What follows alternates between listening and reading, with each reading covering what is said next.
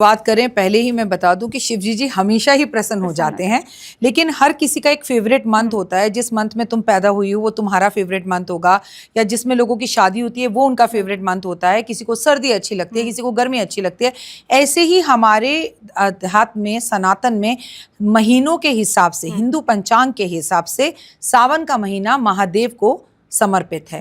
क्योंकि मैं आपको बता दूं, सावन से ठीक 4 दिन पहले जो है हमारा चतुर्मास शुरू हो जाता है। देव शयन एकादशी से महादेव इस पूरे कार्यभार को संभाल लेते हैं, क्योंकि भगवान विष्णु योग निद्रा में चले जाते हैं। तो मैं बता दूं, सावन में धरती पर होते हैं, अपने गणों के साथ होते हैं, कावड़ियों के साथ होते हैं, कावड़ियों के रूप में होते हैं।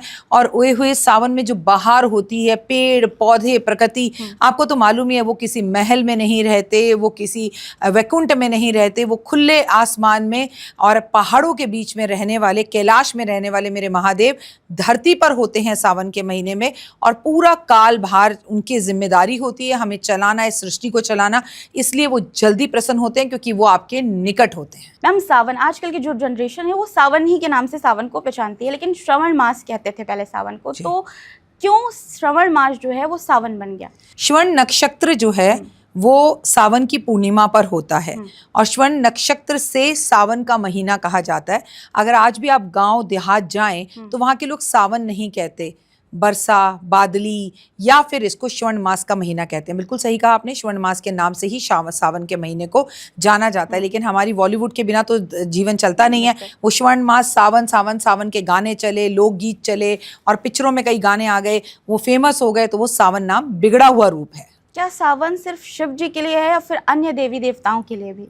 शिव के बारे में बोलूं तो भक्त शिव का चला शिव को मनाने के लिए, हाथ में 2 फूल लोटा जल चढ़ाने के लिए। ये बात मैं हर पॉडकास्ट में कहती हूँ कि शिव मात्र एक लोटा जल से प्रसन्न होने वाले देवता हैं।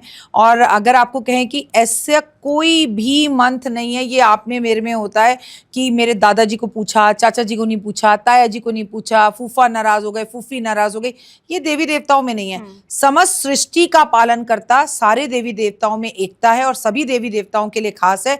क्योंकि सावन के इस पावन महीने में अगर आप लक्ष्मी की पूजा करें, वो जल्दी प्रसन्न होती हैं। अगर आप गणेश की पूजा करें, क्योंकि वो आपके किसके पुत्र हैं, वो महादेव के ही पुत्र हैं, तो वो आपके जीवन से विघ्नों को हरण करते हैं। आप महादेव की पूजा करें, और सावन में अगर हनुमान जी की विशेष पूजा करें तो आपका मंगल दोष खत्म होता है। मतलब ये एक ऐसा समय है, आप देखेंगे सावन में सबका मूड बड़ा अच्छा होता है। अरे बारिश हो रही है, चलो पकौड़े बना लो। अरे सावन का महीना, बड़ा अच्छा मन हो रहा है, चलो बारिश में नहाते हैं। तो मैं आपको बता दूं, सावन के महीने में समस्त देवी देवताओं के लिए बेहद खास है।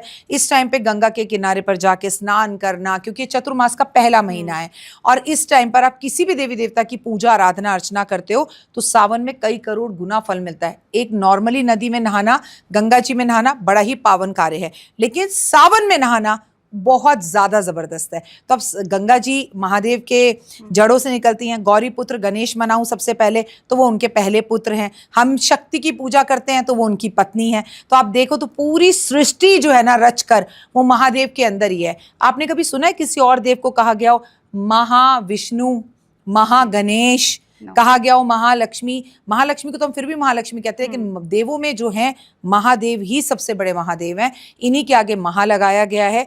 ये मन को कंट्रोल करते हैं। ये पूरी सृष्टि के अंदर जो एक खूबसूरती आती है, फूल खिलते हैं, चारों तरफ हरियाली आती है। पेड़ पौधों के लिए भी भगवान ने एक महीना निकाला है कि उनकी सफाई हो, वो बड़े कटे छटे और उनकी ग्रोथ हो, और कुदरती रूप से हवा भी होगी, बारिश भी होगी, धूप भी होगी, तमाम तरह की चीज़ों की।